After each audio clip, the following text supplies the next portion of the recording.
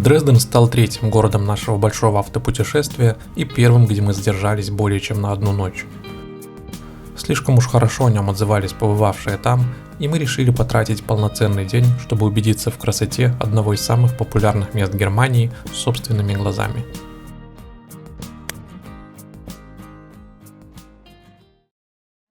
В Дрезден мы приехали после большой прогулки по Берлину и были уже основательно подуставшие. Поэтому, остановившись в красивом зеленом, как и весь Дрезден, районе, неподалеку от центра, мы решили отложить основные дела на завтра, а оставшиеся силы потратить на заселение в апартаменты, поход в магазин и приготовление пищи на нашу немаленькую семью.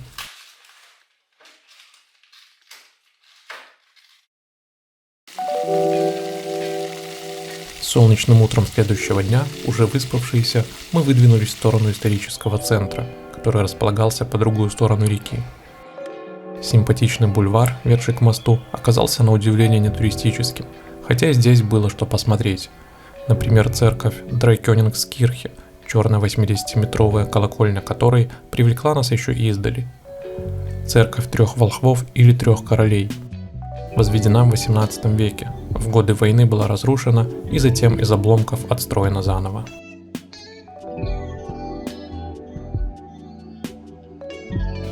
Остановившись на пару минут в тихом сквере напротив входа, мы вышли обратно на бульвар и уже стали забывать об этой церкви, как вдруг встретили глиняные фигурки волхвов. Очень атмосферные. Жилая застройка, которая проглядывала сквозь деревья, и вообще сама задумка, когда к пешеходной зоне прилегают магазины, являющиеся как бы первым уровнем домов, показалась нам очень знакомой.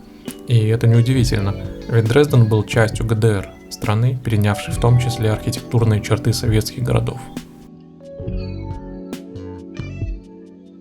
Закончился бульвар, светящийся на солнце статуей золотого всадника в честь короля Августа II. Вокруг журчали фонтаны, а уже через дорогу виднелся мост через Эльбу, названный именем все того же Августа и являющийся одной из достопримечательностей Дрездена. С него открываются виды на реку, набережную и старый город, включая знаменитую террасу Брюля, известную также как Балкон Европы, и представляющую собой дворцово-парковый комплекс протяженностью полкилометра.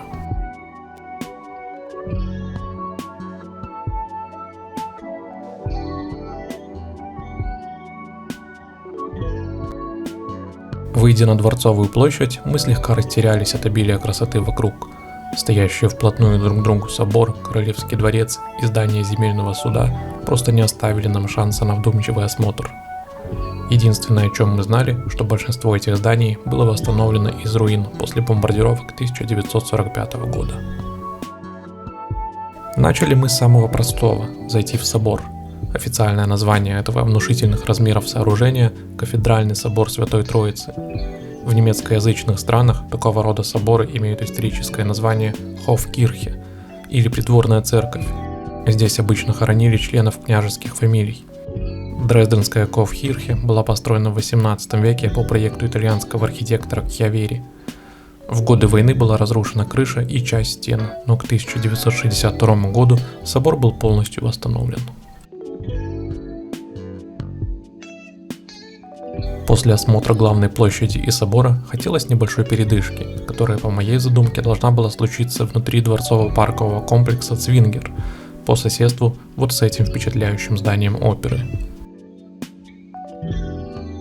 Отдых, однако, мы вынуждены были отложить, потому что вместо территории с газонами и фонтанами мы увидели большую строительную площадку, в то время как сам комплекс был открыт для посетителей. И грех было этим не воспользоваться. Когда еще побываем в Дрездене? Вообще, Цвингер – это что-то из военной терминологии. Так называли раньше пространство между бастионами или крепостными стенами, которое выполняло функцию ловушки для врагов. Переоборудование старой крепости в роскошный дворец с парком и оранжереями началось в 1715 году при уже знакомом нам короле Августе II. В настоящее время здания Цвингера занимают в основном музеи, наиболее популярные из которых это галерея старых мастеров. Для нас же в тот день весь город был музеем, поэтому разглядывать картины во внутренних помещениях времени, как и желания, совсем не было. После перерыва на обед нас ждала еще одна важная достопримечательность Дрездена. Да, пожалуй, их тут бесчисленное множество. Но прежде чем попасть к ней, мы очутились прямо посреди красочной ярмарки, прямо в середине буднего дня. Аутентичные торговые ряды с едой и разными изделиями отдавали настоящей Германией. А на фоне виднелось то, ради чего мы сюда пришли – церковь Фрауенкирхе. Трудно поверить, но этот шедевр церковной архитектуры в стиле барокко был отстроен практически с нуля, всего лишь 20 лет назад.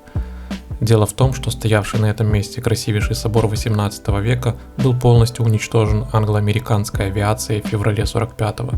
Все, что могли сделать городские власти в послевоенные годы, это огородить руины как память о произошедшем. Лишь в 1990 году, после падения Берлинской стены, неравнодушные граждане открыли сбор на восстановление некогда одного из символов города. В итоге, благодаря пожертвованиям со всего мира, Фрауенкирхе восстала из пепла, а оригинальные камни и куски стен черного цвета, встроенные в фасад церкви, служат напоминанием об этой истории. Дальнейшая прогулка по Дрездену уже будто бы не представляла интереса, а старинные здания с различными архитектурными изысками все не заканчивались. По инерции мы дошли до террасы Брюля, где просто упали на лавочки в небольшом тихом парке.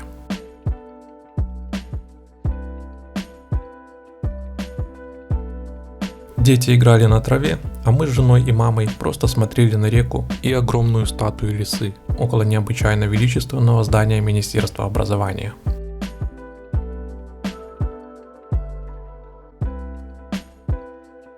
Дорога обратно лежала вдоль Академии искусств, где мы сделали напоследок пару фото, посмотрели со стороны на тот самый мост и оценили еще парочку скульптур. Дрезден медленно, но верно становился лишь частью наших воспоминаний.